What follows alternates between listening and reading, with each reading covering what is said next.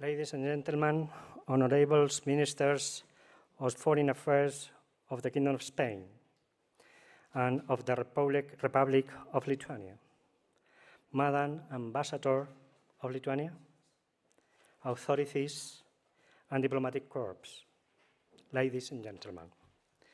As the director of the National Historical Archives of the Kingdom of Spain, it's a duty and a pleasure for me to welcome you.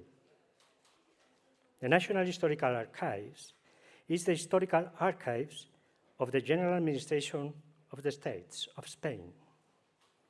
And therefore, we preserve the diplomatic and overseas archives.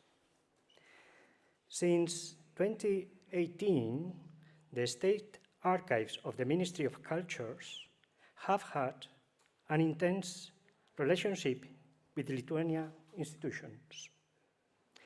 Then, it was our ambassador in Vilnius, Mr. Gil Robles Fraga, who asked for help in locating a historical document about Lithuania in our diplomatic archives.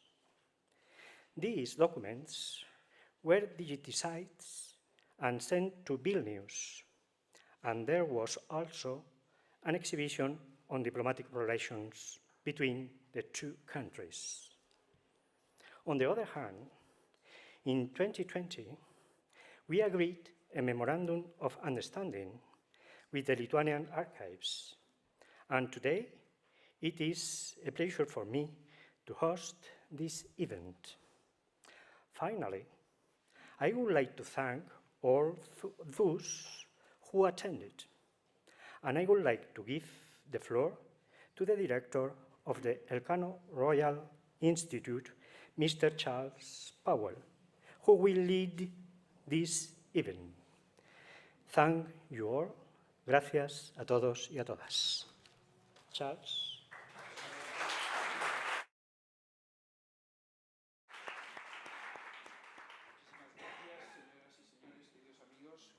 Para todos nosotros es un gran honor y un placer poder celebrar este acto en este magnífico Archivo Histórico Nacional del que estamos muy orgullosos. Yo soy historiador, así que estoy doblemente orgulloso de este magnífico archivo. Y les quiero agradecer su presencia y quiero agradecer sobre todo la presencia de nuestros invitados de hoy, el ministro de Asuntos Exteriores de España, José Manuel Álvarez. Ministro, muchísimas gracias. Y el ministro lituano, Gabrielius Landsbergis. Thank you very much, Minister, for being with us this afternoon. Tenemos aproximadamente 45 minutos en los que hacer un repaso rápido de básicamente dos cuestiones fundamentales. En primer lugar, cómo ven nuestros dos países lo que está ocurriendo en Ucrania a raíz de la brutal, ilegal y absolutamente injustificada invasión rusa del 24 de febrero. Y aparte de esto, ver también, recoger también la opinión de nuestros invitados sobre cómo podemos compaginar la mirada que inevitablemente tenemos que concentrar en la actualidad en nuestro vecindario oriental, tanto la Unión Europea como la OTAN, con la vocación de ambas instituciones y muy especialmente de la Unión Europea de no perder de vista esto que ahora llamamos habitualmente el sur global. Creo que en ambas capitales nos ha desconcertado en alguna medida la reacción de algunos países de ese sur global en respuesta a la invasión rusa y, por lo tanto, será muy interesante recabar sus impresiones sobre qué podemos hacer desde la Unión y desde la OTAN para no perder nuestra credibilidad y nuestra influencia en ese sur global tan crucial por muchísimos motivos, como veremos de inmediato. Y sin más, le cedo la palabra a José Manuel Álvarez, ministro de Asuntos Exteriores, Unión Europea y Cooperación. Ministro. Muchas gracias. Just to clarify, I will be speaking in English except at the very beginning in my first intervention, and there will be a consecutive translation. Yo agradezco mucho al director del archivo que nos acoja, a ti, Charles, que hagas la moderación y sobre todo al ministro de Asuntos Exteriores de Lituania, mi buen amigo Gabrielius, su presencia hoy aquí en Madrid. Porque esto demuestra, y hemos estado viendo durante unos breves minutos, que nuestra historia ya centenaria sigue viva y más que nunca, pero porque también el diálogo entre España y Lituania es más importante que nunca en este contexto tan complejo y tan convulso. Good afternoon, everybody. It's a pleasure to be here with everybody, with my colleague Gabrielus, with whom I have a very good relationship. Our history goes back more than 100 years, and his presence here is really something that complements the visit I did a few months ago to Vilnius and to the Spanish troops taking part in the Baltic Police. Vivimos un momento complejo y convulso como, sin ninguna duda, no hemos vivido en Europa desde la caída del muro de Berlín. Y esto tiene un motivo principal, que es la agresión injusta, brutal, ilegal, injustificada de Rusia a Ucrania. Y esto en estos momentos es una gran amenaza para toda la seguridad euroatlántica. Por eso España está especialmente comprometida hoy con la seguridad de los estados bálticos y de Lituania muy en concreto, porque esa seguridad es también nuestra seguridad. Pero al mismo tiempo, más allá de la seguridad euroatlántica, esta guerra completamente irracional está produciendo una crisis energética global, una crisis alimentaria global, tanto en el precio del grano como en los fertilizantes, y está empujando a movimientos migratorios, como podemos ver en el Magreb y en el Sahel, y por lo tanto no deja de ser algo que afecta al mundo entero, también a eso que Charles llamaba el sur global. We are living very extreme moments in the whole world. We are facing a very unjust, brutal, unjustified attack of Russia to Ukraine. This is something that has a bearing on all the Euro-Atlantic relationships. Spain is definitely very committed with the security of the Baltic states, particularly Lithuania, because their security is our own security. And beyond what the Euro-Atlantic relationships could be, we are also facing a very dire situation when it comes to the global crisis of the energy prices, the food scarcity, the prices of grain or fertilizers, and which is acting on different migratory movements that are beginning to expand towards the west of Europe. Y para responder muy directamente a la pregunta de Charles sobre qué podemos hacer para que más allá de Europa se comprenda la posición y se comprenda una cosa que es una evidencia evidente, pero que hay que repetir un día y otro también, sobre todo según van pasando los meses, y es que esta es la guerra de un solo hombre, que es Vladimir Putin. Ni la OTAN, ni la Unión Europea, ni ningún Estado de la Unión Europea, ni ningún aliado de la OTAN, ni por supuesto el presidente Zelensky han querido esta guerra. Y todo lo que estamos haciendo, los europeos, unidos a nuestros aliados transatlánticos, tiene un único objetivo, que es que la paz regrese lo antes posible a Ucrania, que es que la paz regrese lo antes posible a Europa. Y para eso hay tres cosas fundamentales. Una, mantener la unidad entre europeos. Esa es la mejor herramienta que tenemos frente a la agresión rusa. Y esa va a ser la apuesta de la presidencia del Consejo de la Unión Europea por parte de España, que está a 6 meses vista. El 1 de julio, el liderazgo español, muy necesario en estos momentos tan complejos en Europa, va a dar lo mejor de sí mismo para mantener esa unidad en la búsqueda de la paz. En segundo lugar, tenemos que entrar en un diálogo político con eso que se llama ahora el sur global. Y un país como España se pregunta ¿dónde estoy yo? ¿Soy yo el norte global? Por supuesto que soy el norte, por supuesto que soy Europa. Pero un país como España, que tiene un doble alma, una es europea y otra es iberoamericana, que vive a 14 kilómetros del Magreb y de África, es un puente entre eso que se llama el sur global y que tal vez por oposición podríamos llamar el norte global. Hay que entrar en un diálogo. Por eso, precisamente, en la presidencia del Consejo de la Unión Europea vamos a poner a América Latina en el centro de nuestra presidencia, porque lo que es la región más eurocompatible del planeta, porque comparte nuestros valores, nuestros idiomas, orígenes en parte de su población, una parte creciente de la población latinoamericana viviendo entre nosotros, tenido siempre, se ha dado por sentada por parte europea. Y en tercer lugar, no basta con un diálogo político. Hay que ofrecer lo que otros ofrecen. Un compromiso para el desarrollo, un compromiso comercial, un compromiso económico. Y por eso España apuesta decididamente por completar los acuerdos comerciales con México y con Mercosur, como muy recientemente hemos hecho con Chile y como anuncié que haríamos en nuestra presidencia en DF, en México DF, el jueves pasado. Y por eso estamos apostando con una nueva ley de cooperación al desarrollo que está ya en sus últimos momentos, va al Senado el próximo miércoles, donde el Sahel va a ser centro y habrá unos programas de cooperación al desarrollo importantes.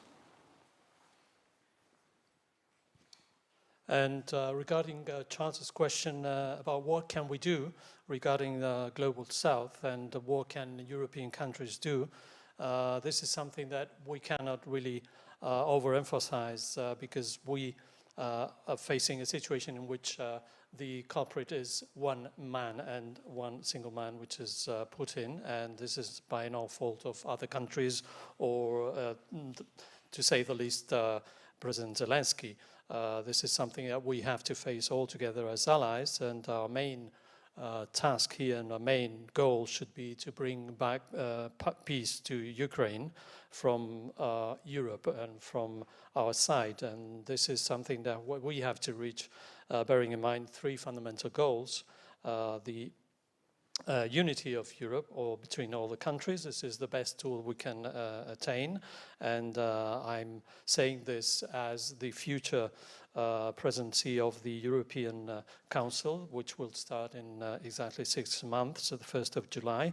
And here Spain will show its determination and leadership.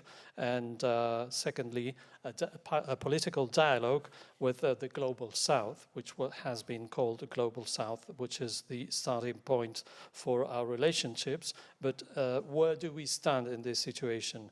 If we take into account the situation of Spain, which is only 14 kilometers away from the Maghreb, from Africa, and this is really what has to really focus in our relationships between the global north and global south, something that will bridge the relationships between both parts of the world, as well as a very important factor here, which is Latin America. We let's not forget that we have very strong ties with this region of the world based on our common language and traditions, but really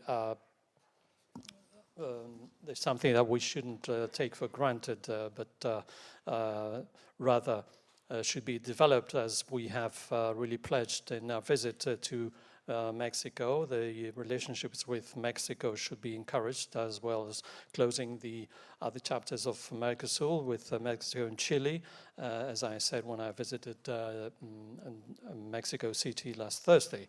So this is something that should be developed and really have a healthy cooperation with that region of the world. Y con esto concluiré. Hay dos momentos donde todo esto va a cristalizar, y aquí estamos los ministros de Asuntos Exteriores de dos países que el año que viene van a tener dos papeles fundamentales. España, con la presidencia del Consejo de la Unión Europea empezando el 1 de julio, y Lituania, que va a acoger la próxima cumbre de la OTAN, y como decíamos durante el almuerzo de trabajo que hemos mantenido, la seguridad euroatlántica va de Madrid hasta Vilna. Lituania sabe que puede contar con España en ese proyecto, y desde luego España sabe que puede contar sobre Lituania para una presidencia del Consejo de la Unión Europea exitosa. Let me just end up by saying that there are two moments that will crystallize those improvement of relationships between two very great countries, in this case Spain and Lithuania. We are waiting for our next roles, in this case Spain, the next presidency of the European Union, and for Lithuania, as I mentioned before, they're going to hold the next NATO summit, in which the Euro-Atlantic relationships will be developed further. And so, as I mentioned before in the press conference, the Axis Madrid-Vilnius is going to be strengthened, and you know you can count on us as we know we can count on you. Thank you. Well, first of all, dear Jose Manuel, thank you for this event.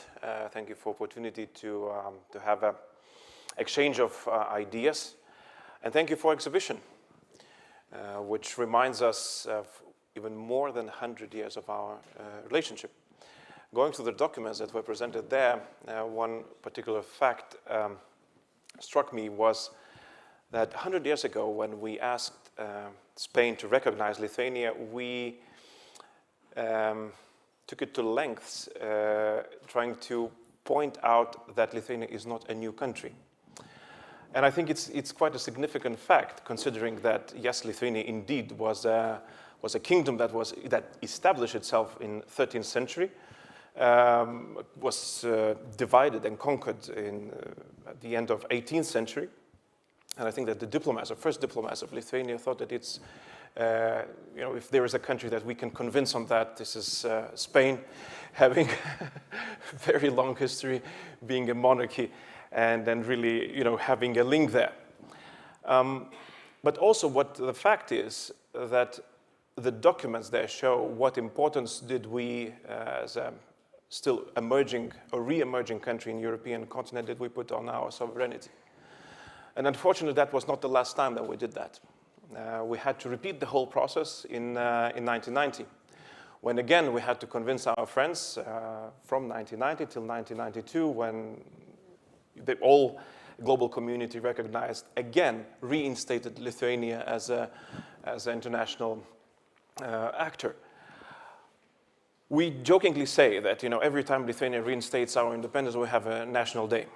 And every time there's a national day in Lithuania, I would say that I hope this is the last one. We won't get a new one. But unfortunately, the joke only goes so far, because we're seeing that most likely Ukraine will have one more, well, at least Victory Day. That means that the concepts of sovereignty, territorial integrity, and the need to fight for that and win the war are back into European continent.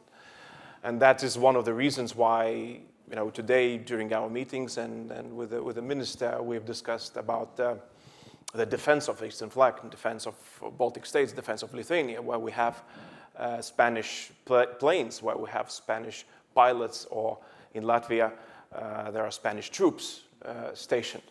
So it's not just a political concept, it's an actual concept to defend your partner countries, and you need to be stronger in this. And I think that the whole, this year, even though festive as it is, was remarkably different than we've expected it to be. Some of the looking back ideas have different meanings, different concepts today because of the war in Ukraine. And I would like to stress out three points going from national, which I touched upon when it comes to Lithuania in need again of actually strong defense, actual defense when it comes to the possibility of attack. The second point would be about Europe. For quite a while, it felt as if Europe, with its quite fast growth and expansion to what it is now, 27 countries, was more of a regionalized continent, meaning that it seemed okay, and it is okay, to have different concepts of what it is to be in Europe. One concept was part of what it is to be part of Northern Europe, what is to be of Southern Europe, what is to be the core countries, so to say. At least when we joined, Lithuania and others joined, we understood that this is a philosophy that we have to adapt. And it was like that for a while. We share European identity, but then, for example, the threat assessment, the future of Europe is, the attitude towards these questions was quite different. But what happened during this year, I think that we've never had Europe so united when it comes to where our threats come from and what our answer needs to be to those threats. It is not an easy process, but one can only imagine the change that our friends in Germany call Zeitenwende when they call about their change. But I think this applies to Europe as a continent as well. We're changing. We're adapting to new situation. And in the process of that, we're becoming ever closer union. So this is what happens. And it is interesting now to think of where it will lead us. And one of the ideas of our discussion was also, how do we see South and Eastern issues together, combined? Because they ring, same as the threats from the eastern part of Europe ring to the South. I fully subscribe to the idea that issues in the South, they ring towards the North. And therefore, Europe has to have what we call 360 approach, not just from NATO when it comes to security, but also as a European continent. And lastly, the global issues. I think what merits to be at least discussed after the Second World War, the security infrastructure, that was our architecture, that was created globally, especially, we call it Eurocentristic, maybe transatlantic, so to say, because it was born from the ideas from Europe and United States. We took it for granted, especially after the fall of Berlin Wall, because it was a linear path, from the victory in the Second World War, then fall of Berlin Wall, accession of the new countries into the European Union. The world is becoming more secure because of the structures that were found in 1940, after 1945. And it was supposed to provide us all the security and stability that we need. And now it merits asking the question, so what went wrong? Do we need to rethink this architecture? Do we need to fix it? How can we strengthen it? How can we give guarantees to those who are not part of NATO, who do not have an umbrella of Article 5, like we do? How do we give assurances to them that after the war, the world will not be a less safer place, or actually more safer? So I think that this is where a lot of our effort, diplomatic effort and political effort, has to go forward, because this is the question that the countries of what we call the Global South are asking us. Is this just a European war? And we're saying, no, this is a global issue. Therefore, the answer has to be global, and therefore the next step, the global security architecture, actually has to be stronger and guarantee more safety to everybody, not just European continent.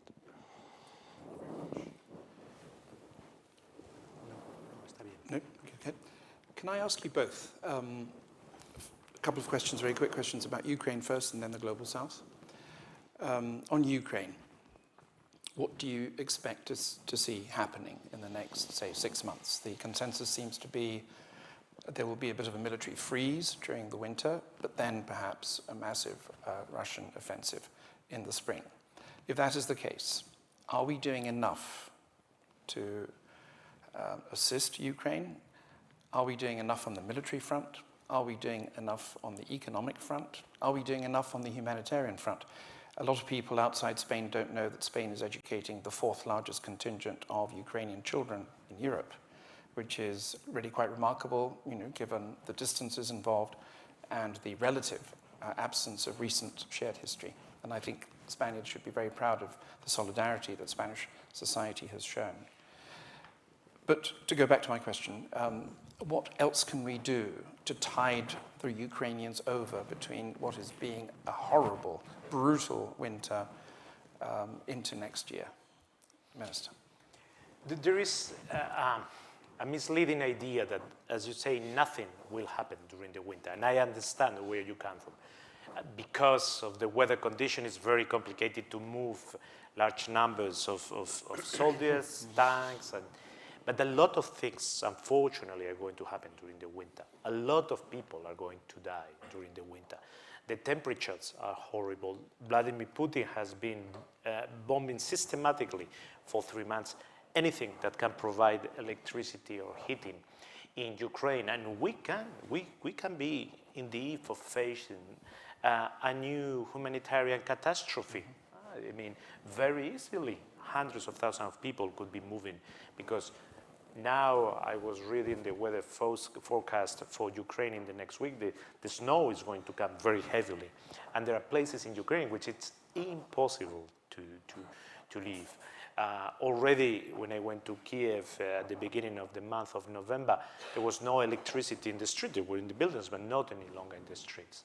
So a lot of things are going to happen. We must not think that the winter it's frozen for everything. What we have to do is to continue doing what we are doing, because one thing seems fairly clear. Russia is not giving any sign that they want to de-escalate. On the contrary. So we must continue helping Ukraine to continue fighting for their own sovereignty, its freedom, its democracy, and above all, to defend the civilians that have a right to live peacefully. We must be providing military equipment, humanitarian assistance effectively. Spain it's hosting around 160,000 Ukrainians, and we are ready to do more. And we must engage with everyone that can put pressure on Russia to stop this unjustified war. So, although the perspective of what can happen in the winter from the Russian side are not positive, it doesn't seem that he is going to change his way of seeing this illegal war of aggression. What we have to do is not to change our way of viewing this war just because the months are going by. Yes, there were interviews this week in The Economist, weren't there, with Ukrainian military figures predicting some sort of attack on Kiev. Again, we thought that was over. We thought that they'd learnt the lesson, but apparently not. What's your take, Minister, on how do you read the ground as we look forward into the winter and beyond? Well, first of all, I would like really to acknowledge the fact of how much Spain was doing in order to assist Ukraine. It really showed that geographical distance is not the main factor. Accepting refugees, sending weapons, and in general just influencing the narrative as to what is actually happening. So it's truly acknowledged and very much appreciated. And I'm grateful, and I'm sure that many countries who are geographically very close to the war, they feel the same way. When it comes to the war, I think that we are in a dangerous situation, quite dangerous situation, because what we see now is that the front has stabilized, and it could be so that Putin and Russia's regime, they might think that they have more steps that they can take. They might be calculating that for them, this frozen, pun intended, front line could be beneficial because it wears out not just Ukrainians, but also those who are supporting Ukraine. That the ideas of maybe, yes, the front is not moving, that maybe this is time to to settle the things and seize the territory, or at least to freeze the conflict, could be the time that he starts proposing this. And therefore, all these notions that appear in the public are so worrying because it plays into his hand. Also, he might look for an opinion, for a way out of this frozen situation in, whatever could be, like, again, attacking the infrastructure, electricity infrastructure, to the point where the people, it will be generally unlivable for the people. Yes, there are already areas like that, but imagine cities of several million people that would be unlivable because there is no electricity. But when there's no electricity, that means that there's no water. That means that there is no other things that we take for granted in our daily lives. And yes, the temperatures are not forgiving as well. So that means that millions of people could start moving, and that to change the situation on our side of the border, and then maybe that influences our decision-making process. And thirdly, I would not exclude the fact that the Belarusian front, the so-called Belarusian front, could still be opened. There are those who say that yes, Kyiv, because it's so close geographically, it could be under attack. Yes and no. But there are other objects that could be of interest to those who start opening the front. let's say, nuclear power plants. You know, we have seen how weaponized, I mean, how does it look when the nuclear power plant is weaponized itself? When the weapons are being put there, knowing that it's almost impossible to do something about it. When the territories are being shelled from nuclear power plant. And there are nuclear power plants in the northern part of Ukraine. So we have to keep that in mind. And obviously the strategic goal would be to split Ukrainian forces in two in order for them to stop the invasion from the north. And some of the forces would need to be withdrawn from the east, giving opportunity for Putin to push there. Therefore, I fully agree with the minister here. We cannot let our guard down, and we cannot get tired, and we need to keep on supporting Ukraine. And if there was ever an opportunity to send more weaponry, and it is now. Because not just that would reassure Ukrainians that they have a fighting chance in case Russia escalates, but also to help them push the occupying force out of the country, to push them out of this frozen front. And therefore, we keep advocating to our friends that maybe some additional weaponry could be sent. We are doing all we can, but unfortunately, we are quite limited in our possibility to send weaponry because we almost sent everything that we had. Minister, your colleague made a very good point when he was talking about the future European security architecture that we need to start thinking about. You rightly pointed out the Russians are escalating, not de-escalating. The Russians do not want a Christmas truce. They've made it very clear that they are going to continue to fight. But it is surely your obligation, our obligation, to collectively begin to think about the day after. So what kind of European security architecture do you see emerging from in a post-war situation?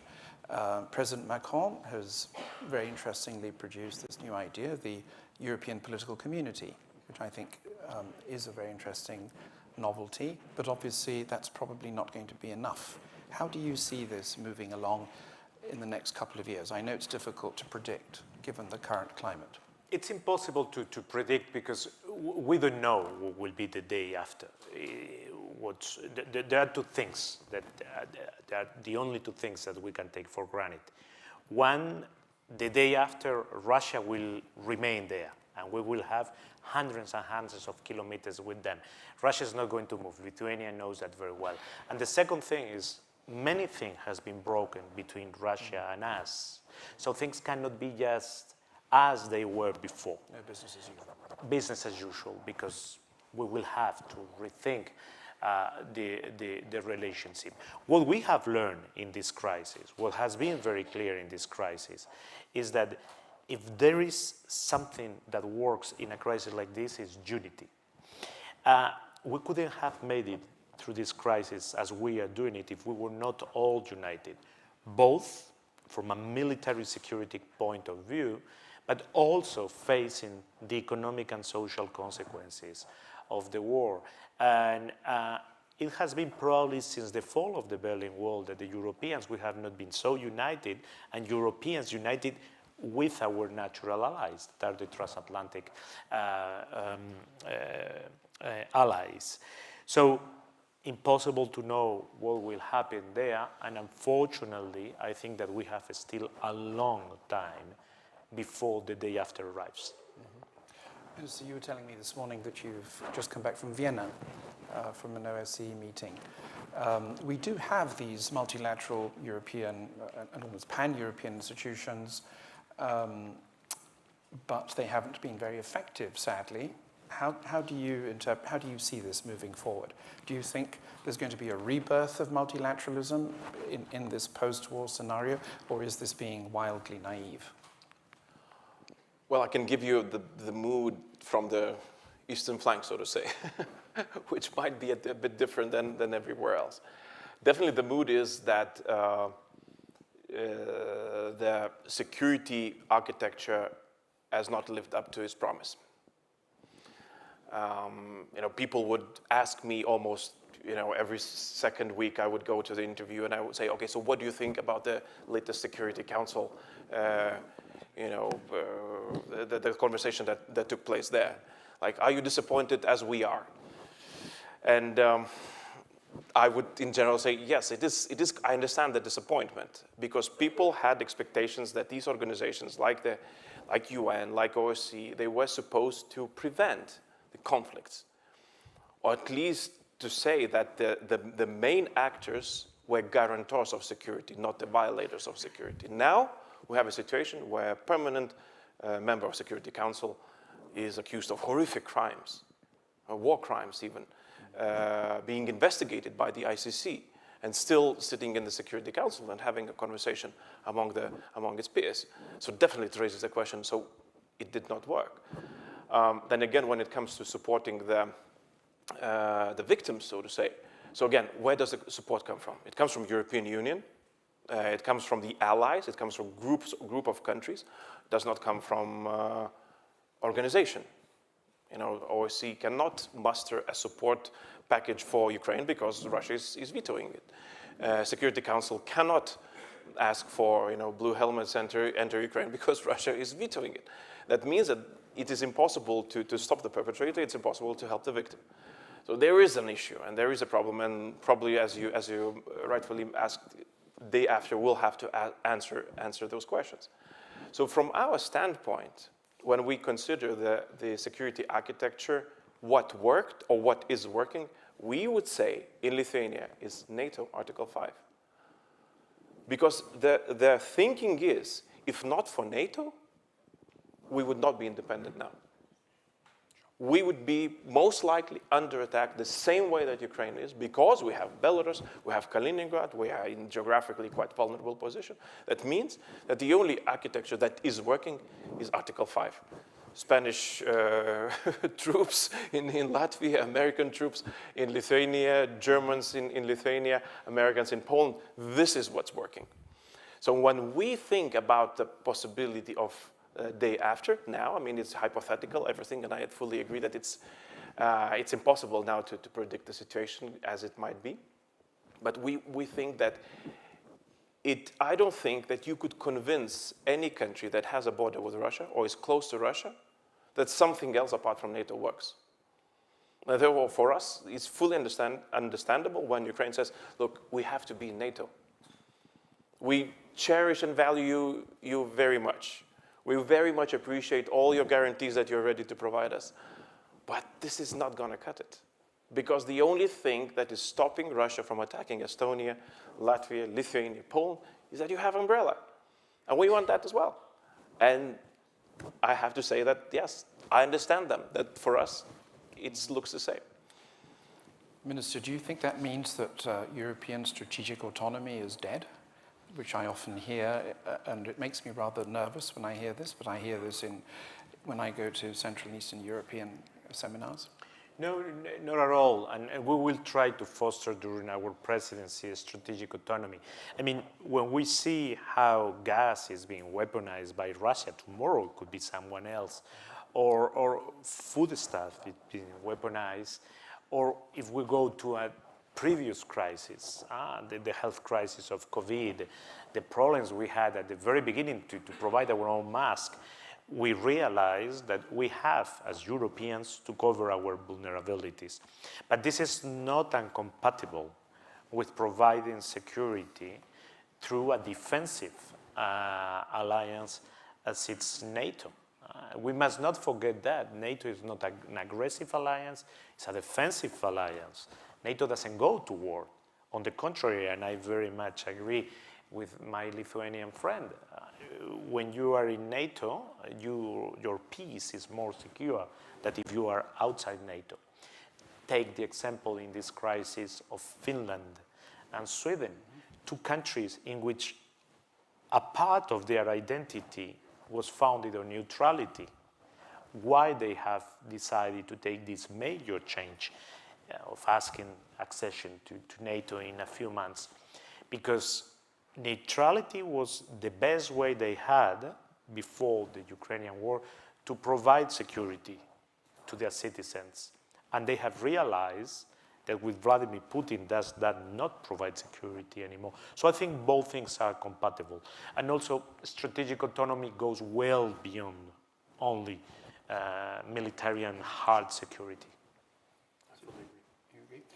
Former Prime Minister Zapatero, who is a member of the Elcano board, likes to remind me that NATO countries only make up 12% of the world population and 15% of the world's territory. What he is implying by this is that we mustn't forget that we are only a small part of the world, and as you were suggesting earlier. So my question to you both is, what more can we do to engage with the Global South? You talked about using the Spanish presidency, in particular with regard to Latin America, but there are other regions of the world which have clearly seen the war very differently to the way we have seen that, and perhaps we haven't been sensitive, we haven't been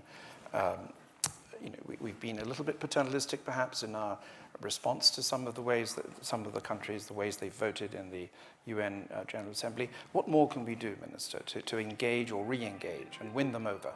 Basically, there are two things. First, we need to engage with them in a dialogue around what's common to all of us. And there is a Russian narrative that distorts everything. But if we go into a dialogue with the countries outside the European Union or outside NATO, if you want to call it that way, around peace, the respect of United Nations Charter, the defense of multilateralism, the defense of equal sovereignty among states, they are going to engage with us. And I explained that in Mexico, in Argentina, everywhere where I'm traveling, that Europe is not part of this war, because everyone knows that, but at the same time it's not that clear in their mind. And the second thing is we have to propose solutions also for their problems, because the first problem we have is narrative. It's Europe part of this war. I mean, this is a little bit balanced. It's the fault of Putin, but it's also the fault of NATO. And you have to remember that NATO has nothing to do in this war. But the second thing is the ones that agree on our values but say, okay, I accept it, I acknowledge it. This is not your war, this is Putin's war. But at the end, you are the one taking decisions and I'm the one getting the side effects. So we have to provide them. So we can no longer have, for instance, Mercosur or Mexico trade agreement waiting in European Union. We have to deliver strong development cooperation programs in the Sahel and in Africa. We have to keep our engagements with Africans. Otherwise, they will turn their back to us because they feel that we are doing it to them. Well, I would probably... Do you get this as well in your travels abroad? Yes, we tend to have ties with the countries that were formerly occupied by Soviet Union. So I've just traveled to Kazakhstan and had a number of conversations there. So it's also very interesting to two things to grasp the Russian narrative. You know what Russians are trying to portray. I fully agree that this, European or NATO war, with Ukraine, have they not expanded, the war would not have happened. And the answer to that narrative. Also, it is interesting that deep down, even though you would probably think that narratives are finding a fertile ground, Russian narratives are finding fertile ground. But on the other hand, you would see a lot of disquiet.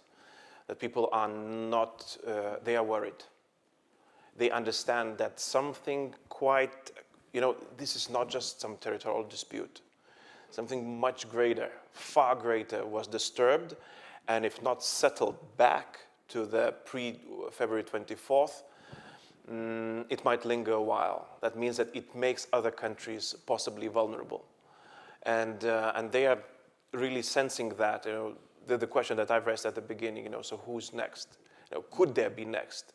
And what is this environment where we will be living in? Because even though we understood always that, international organizations that provided the security, or where we were told that they provide the security, we understand that it's not, it's a democratic community. We talk, we vote, and, some things fall through, some things we might defend, but it's stable. Now it's not stable anymore. So I think that even though, again, publicly, they would blame both sides or whatever. But I think that many countries want reassurance that the world can go back to the stable form. And this is where I would use, and then for that we need to win. We need Ukrainian victory. Because if Ukraine does not win, the world cannot go back to the stable state. Because it will be just a matter of time, when it will go on further to being destabilized. So maybe I would try to use that during my travels with the people that I meet. Do both of you think it's possibly counterproductive to use certain Western narratives? For example, we often talk about like-minded democracies. That's actually quite a small club, right?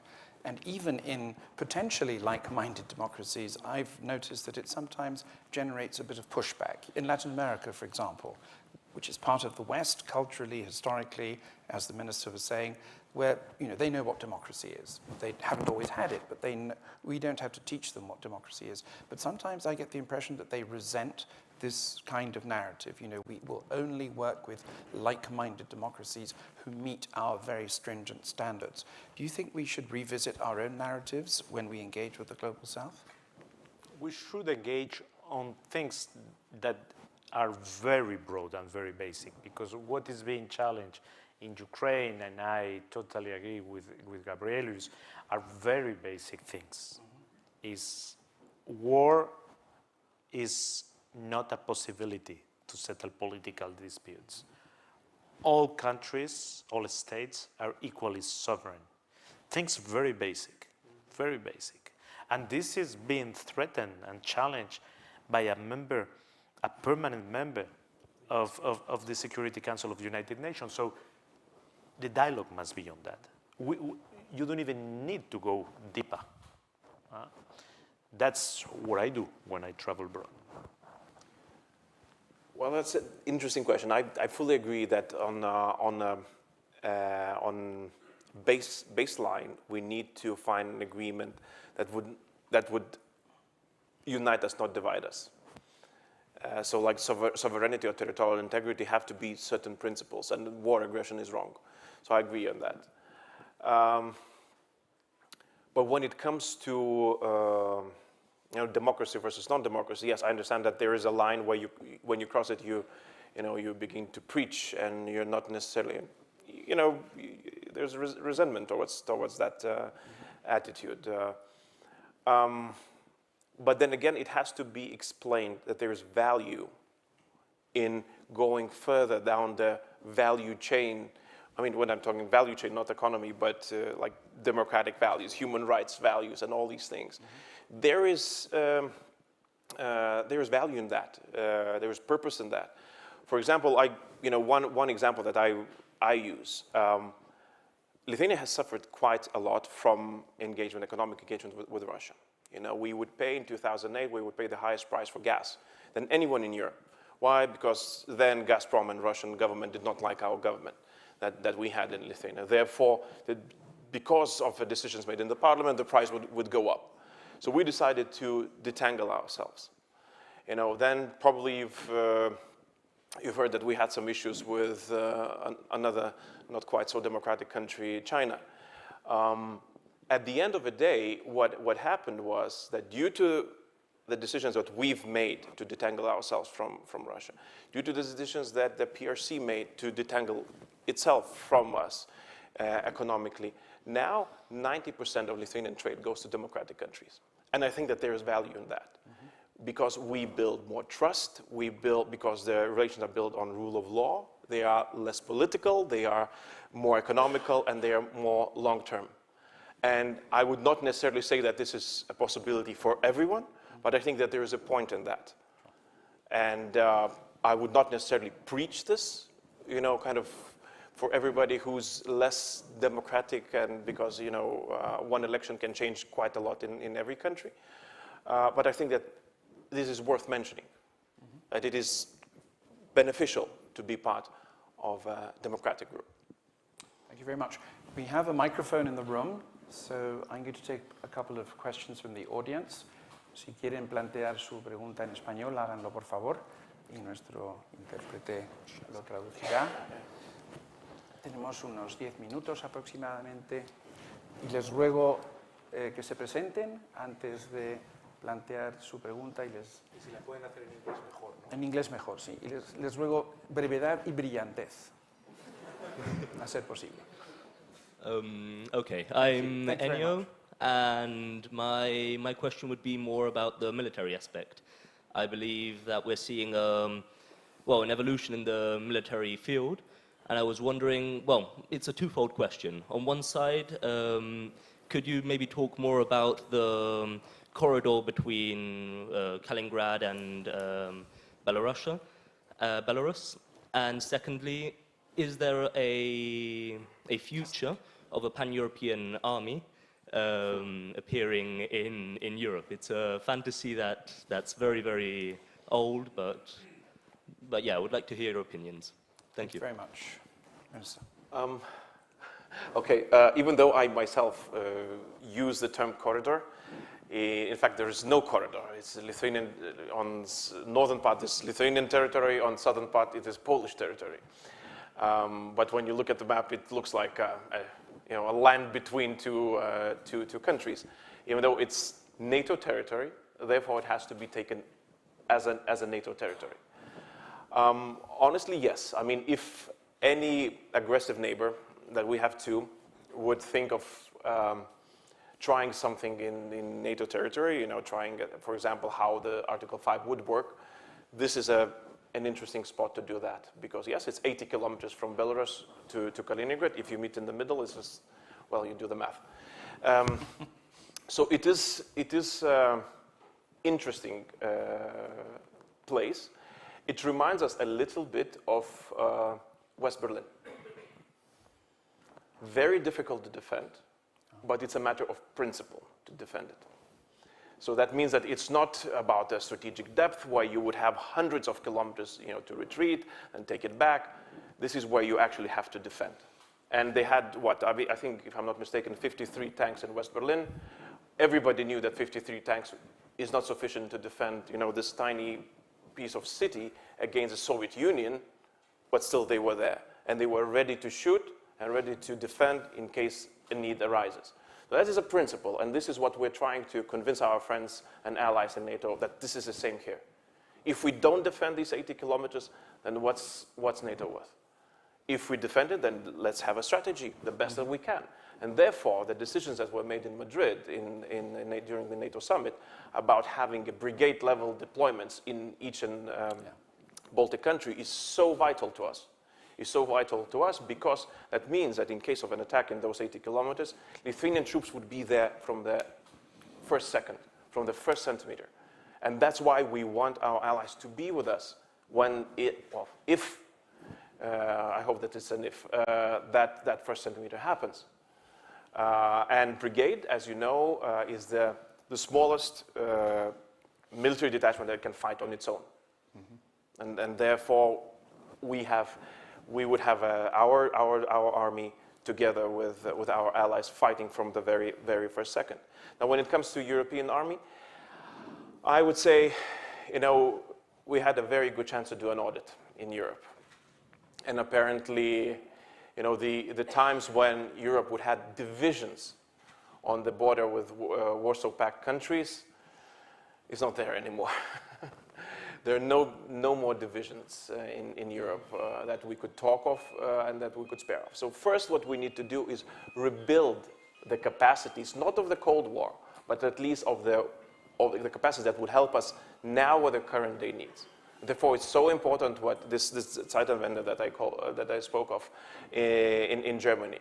We very much value what President Macron says about them, going forward, and I think that it's still a political idea of recreating a division that would be devoted to eastern flank.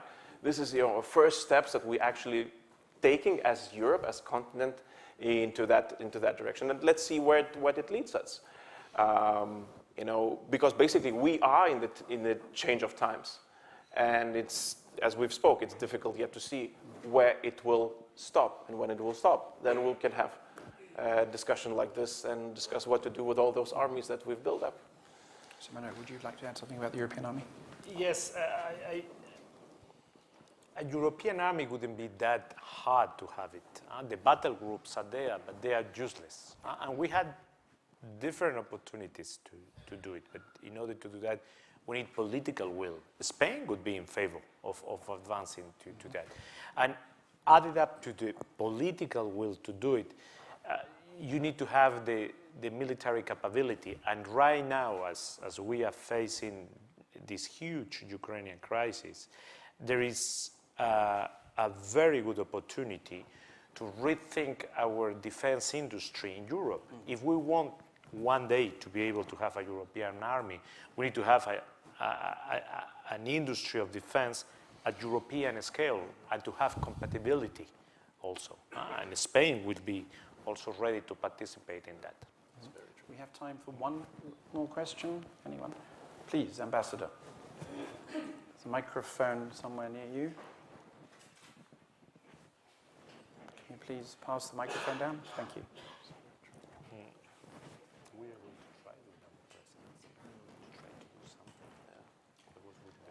Thank you very much. I'm Muhammad Najib, Ambassador of Indonesia. I would like to base on the title of this seminar, Looking to the East. Indonesia, one of the East country, and right now Indonesia as leader of ASEAN, Southeast Asia countries. My question, what kind of role do you need for Indonesia, as well as its position as the ASEAN leaders right now? Thank you. Would you like to take that? Well, first of all, I want to congratulate your country for the very successful G20 presidency. I was there for the meeting of the Minister of Foreign Affairs, then with the President, and it was a real success in a very difficult moment. That the summit took place in a very difficult moment, and it was a complicated presidency. Definitely, we have to engage with Asia. For instance, during our NATO summit, we had countries from Asia, and also Australia was there, and other countries. And the world is more and more going through Asia, and you have a say in what should happen. How we should engage with you, probably as we are talking with the rest of the countries that are outside, if we can call it that, European Union, on the values that we share. You want peace as we want peace. You believe in equal sovereignty of the states as we do. You believe in multilateralism, all the things that are being challenged right now. Excellent. Well, I'm afraid that's all we have time for today. All good things must come to an end, as I like to remind our audiences. Thank you both for being here with us. And please join me in thanking our excellent speakers. Thank you very much.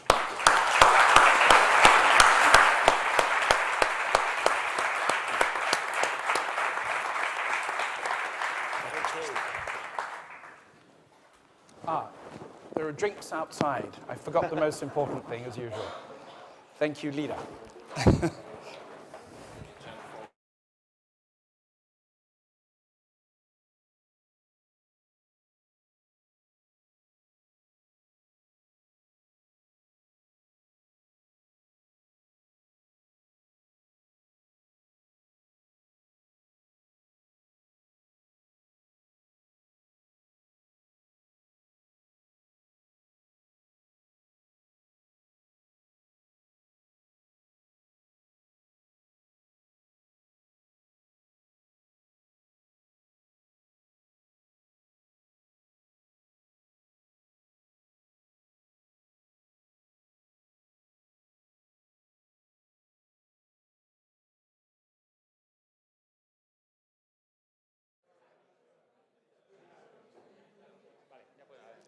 Sí, hola. Me recuerda la embajadora, nuestra anfitriona, que también pueden subir arriba a ver la exposición.